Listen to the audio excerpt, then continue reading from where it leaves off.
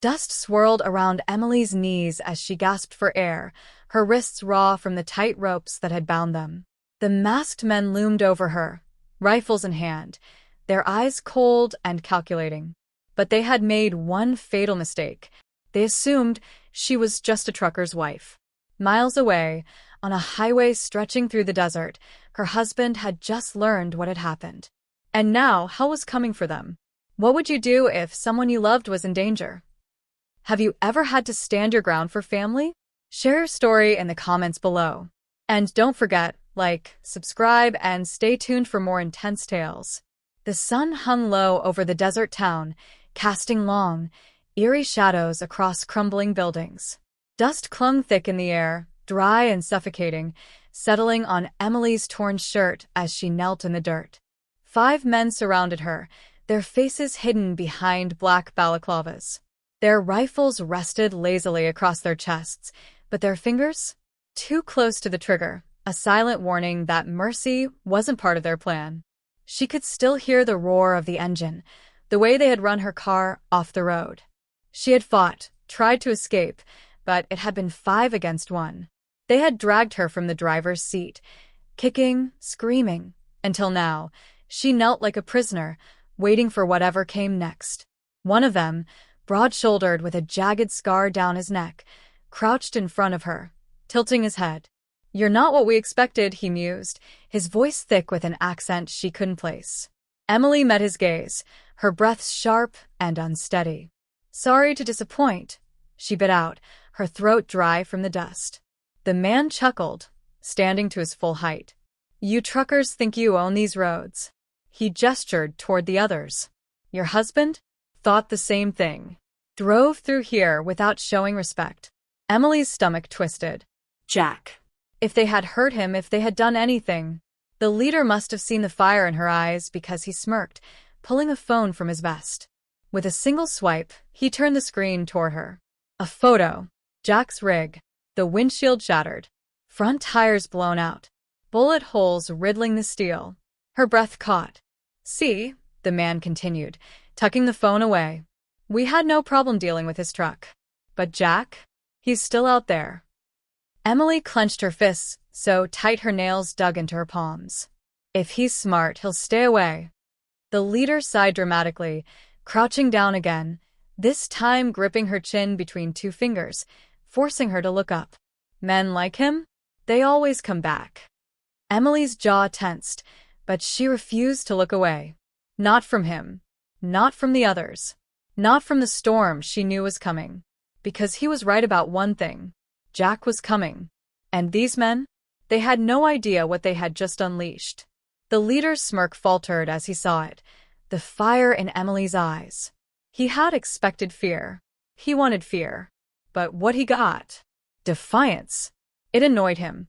With a grunt, he yanked a fistful of her hair, jerking her head back. Emily hissed at the pain but refused to cry out.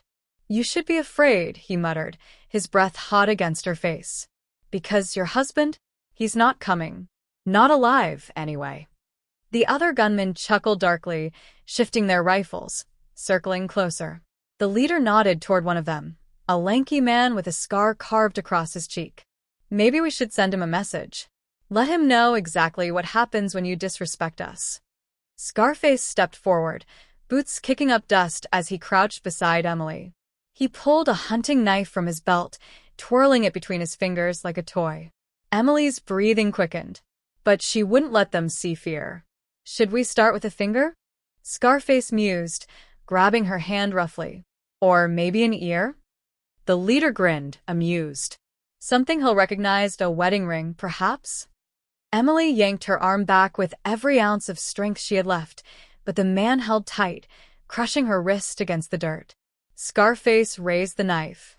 Boom. A deafening explosion tore through the air. The ground trembled. The gunman staggered, eyes snapping toward the source. Another boom. This time, an engine roared to life. Close. Too close. Dust erupted from the main road, swallowing everything in its path. And through it, headlights. A big rig. Not just any rig. Jack's rig. Emily smiled. You were right, she murmured, her voice barely above a whisper. The leader's brow furrowed. What? Emily's grin widened. Men like Jack? They always come back. The headlights cut through the dust like twin blades. Then the horn. A long, deafening blast that sent chills down every spine. Jack was here. Gunmen stumbled back as the 18-wheeler barreled toward them, its engine growling like some mechanical beast unleashed from hell. Shoot the tires. Scarface barked. Too late. Jack's truck didn't slow down. Didn't stop. It smashed into the first gunman, sending him flying. The second barely leaped out of the way, his rifle skidding across the dirt. The impact ripped through the ground, shaking the abandoned town to its core. The gunmen scrambled, raising their weapons. And then, Jack emerged, shotgun in hand, eyes locked on one thing. Emily.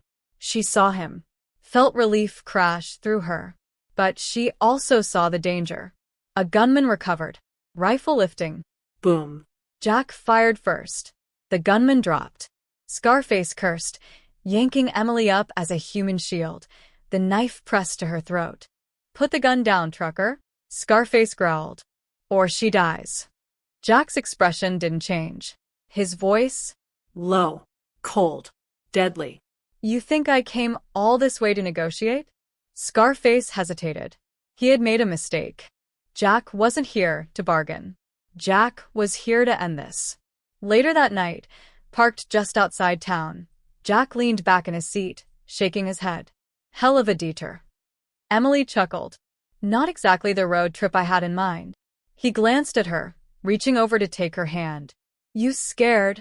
She squeezed his fingers. Not with you around. Jack nodded, gripping the wheel. Good. 'Cause something tells me we're not done making trouble. Emily smirked.